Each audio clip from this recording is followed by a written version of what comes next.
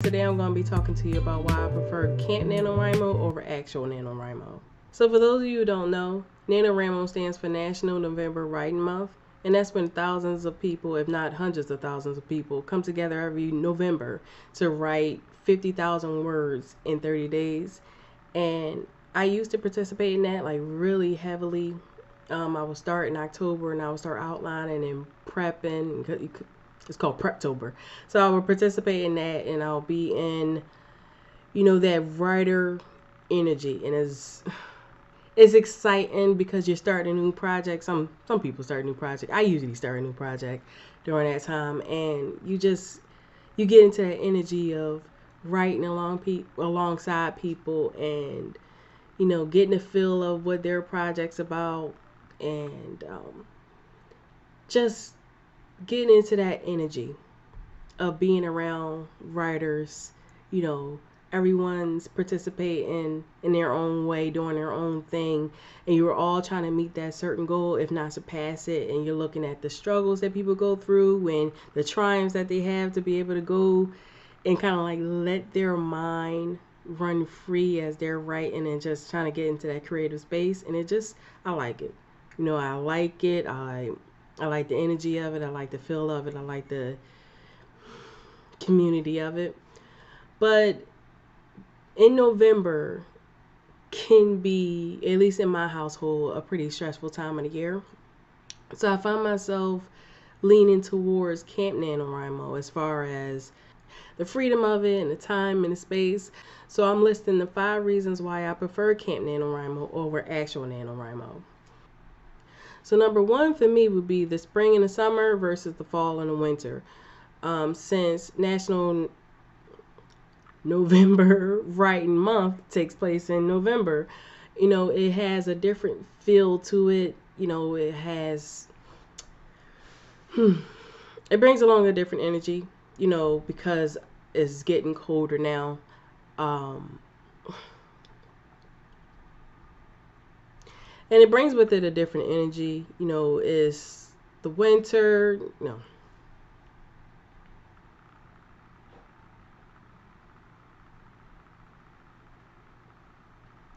and it brings with it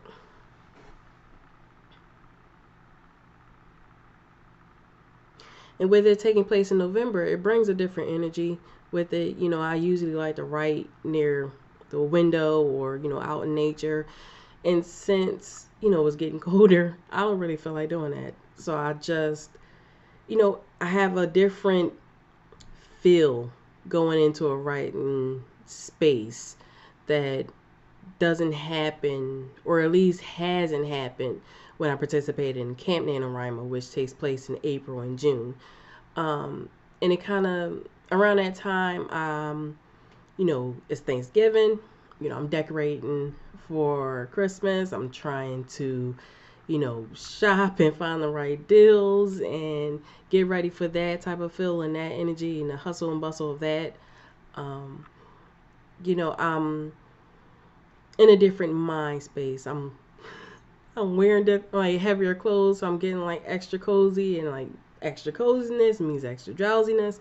So I don't feel like energized to write a whole bunch of words and write a whole bunch of words in one day. I think the goal every day is maybe, no, 300 words, maybe 300 to 500 words, I think, a day, that you're supposed to hit your number to make sure that you can get 50,000 by, November, by the end of November. And I forgot the exact number that you're supposed to hit every day. I think it may be 2,000. I may be like way off. I got to find out the exact number, but just trying to get into that rhythm of sit down, write these words. And it's usually a project that I'm just starting on, just outlined, and really don't have a full scope of yet. So mainly I'm just writing just to write, just to fill out the story, flesh it out, introduce the characters, what they might say, what they might do. And all that takes a lot of energy. It takes a lot of energy. And trying to keep up with that daily, if you fall behind, it's almost like forget it. Or at least with me, it's almost like forget it. I do forget it. And I just I can't stay consistent enough during November. April, however, I'm able to kind of be, I don't know, more loose. I'm able to walk out in nature a little bit more, kind of take in the fresh air, take in the, the scenery and get a feel of the story. I don't know. It's just something about nature. Like I love being out in nature. And I feel like that pumps up my creative juices a little bit better. So I've come to find out that I can be a little bit more productive in April. It's not a lot of hustle and bustle happening. And it's mainly just me being out and about, and I look out the window and I'm seeing birds flying by, and there's a different feel in the air that I think helps me get the words on the page a little bit better. Now there's a downside to that, because April and the weather is nicer and I kind of want to be out a little bit more, not really stuck writing on a certain project or anything like that. So there's a downside of that, but I found that and that leads me to number 2. Me getting out and being around different people and the different conferences that's happening in the spring and the summer. It's a lot more things going on, I think. And I don't know if it's because of the publishing time frame that people or publishers are kind of like busier in the fall. And I don't know if it's because they're prepping for the holiday sell season or trying to get everything out before the new year. But around April, probably before that, I noticed that around April to about September, that's when a lot of conferences start ramping up. A lot of retreats start happening, a lot of community things start happening as far as getting out and meet and greets and author book signing, that you can really kind of meet up with different people and discuss different things and kind of get inspiration for your projects. And I found that I like that, just to bounce my ideas off of different people, see if I can get together a critique group or participate in one. And I feel like that helps me a lot more as far as like structure and accountability. Because if I tell somebody, hey, I'm doing this, I want to make sure I'm following up on that. Which November, I can announce to the world that I am doing something and it just will not matter. But I feel like in April, it's like, oh, I can come back, and since I see them more, they can come back. I'm like, okay, what about that project he was working on? And you prep for it in March. You say he was going to do it in April, and I'm seeing them more frequently. Then I can go back and say, hey, yes, thank you. I am doing something in June. Oh, we should collaborate. We should, I'll read your stuff, you read my stuff. So I feel like there's a lot more community, even though there are thousands and thousands of people that come together in November, and there's a sense of community there. I feel like you can kind of get lost. Excuse me. You can kind of get lost in the feel and the rush of it all, with so many people coming together to do this one thing. You can kind of, it's not that much, what's the word? It's not that much time for everyone else. Like you can be friendly, you can, have a connection in a community and a lot of stuff happening with different people, but you're almost like, what, I'm kind of meet these goals. Get the goals out, get the word count up. So I think that sense of community goes down just a little bit in November versus, Number 3 is that there is no set number. In NaNoWrimo in November, you have to hit 50,000 words, or at least try to, in those 30 days. So it's like such a time constraint. Camp Nanowrimo, you'll feel like there's a sense that you can put with any length you want, and at least I do. And I try to work on different things at a time to try to get my creative juices flowing. I have used that to see if I can just write a blog post every day, and that's something I'm going to post, probably once a week throughout the rest of the year. Or I'm going to try to write a poem a day and just get those juices flowing where I can just have that space of me not really thinking about the word count, and avoiding the whole word salad of it all, and just think of more of a creativity standpoint, more of a flow. And that brings me to number 4, the freedom of it all. I felt like in November I was just kind of rushing. I would see somebody else, hit 30,000 in like 10 days, and I'm like, how?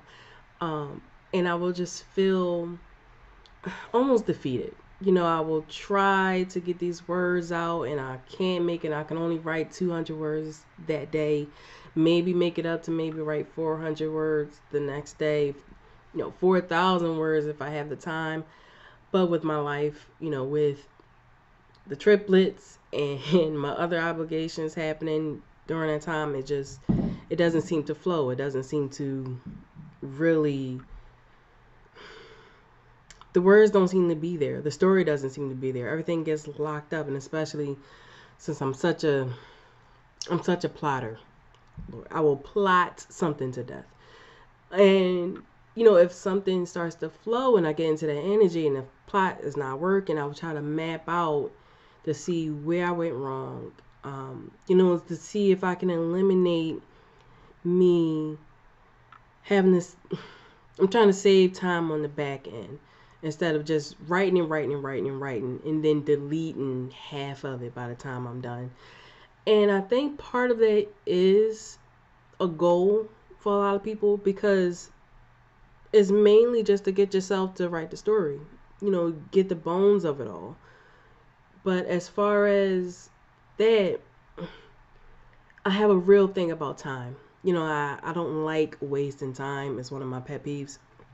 So me thinking that I'm doing something and is not really going to make a difference along the way, I know I don't want to feel like that, but I do.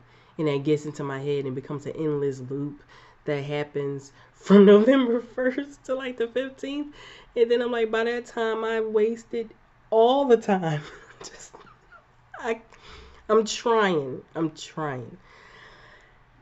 April and June. And I hope I got the months right. I think it's April and June. No, it's April. June maybe mixed with July. So I'm not even too sure, but I think it's June.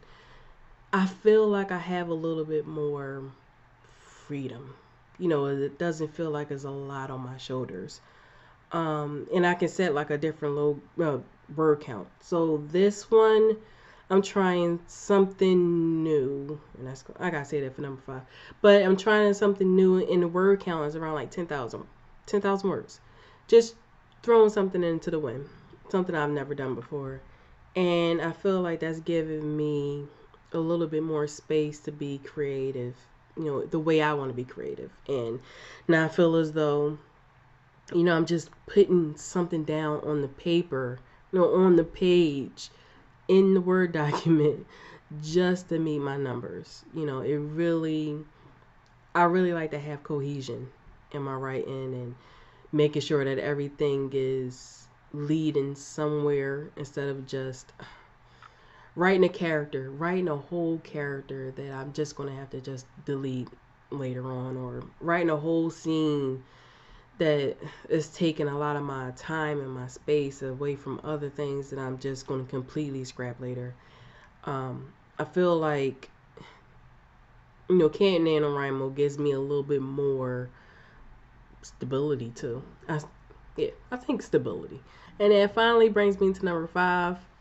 I can really do any project. So right now I'm trying my hardest to do a script. Never done a script before in my life. And it's going to be a TV script. Lord.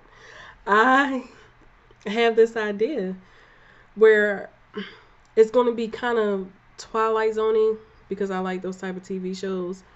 And I feel It's going to be kind of like Supernatural. That's the project I'm working on.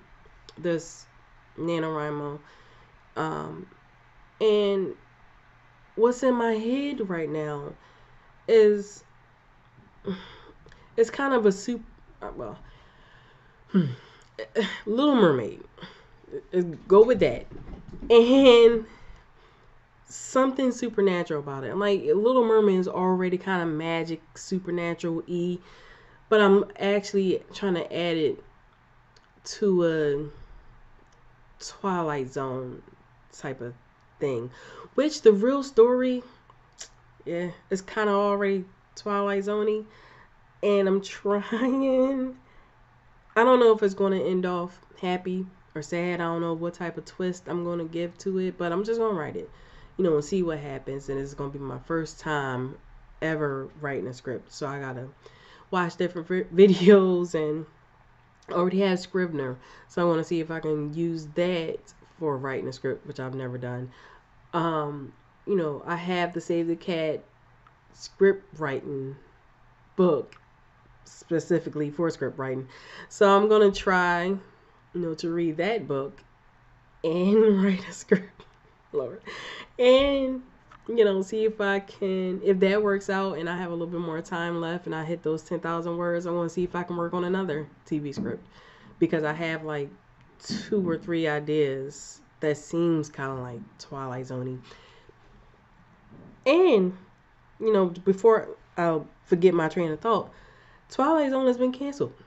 I read yesterday that it's just been canceled. So I don't even know what. No, I won't get in my head. Because if I do, I'm like, okay, what's the point? What's the point of writing for a television script, for a television show that doesn't exist anymore? I won't think like that. I will keep on writing because it's practice, it's going to help me along, especially if I want to be a full-time writer. It's going to help me along with different projects and just get the feel of it and the flow of it. And it's just something different. I'm used to writing novels, and I've never saw myself ever writing a script. So it's going to be something challenging, but I'm trying to stretch out my skill set, add to it, stretch out who I want to be as a person, how I want to be as a writer, and just take on just something new and interesting, along my writing journey. Something that I don't want to get to a point where I'm like deep into it and I'm like, okay, I've never done this thing before. Someone's asked me to write a script and I'm like, nope, never done it. Never even attempted to do it. So I want to change that. And so that is it. Those are my 5 reasons why I'm trying to do Camp Nanowrimo, and I prefer more than actual NaNoWrimo. And I'm actually looking forward to it. I'm actually excited to see what happens, in this whole writer journey of mine. So stay tuned. I'm going to try to post a weekly video about my progress, hopefully, fingers crossed, about my progress and how everything is making out, what I'm doing, what's the stumbling blocks I'm running into, because I'm sure there's going to be many. And, just seeing where it takes me from there. Okay, guys? Have a great day.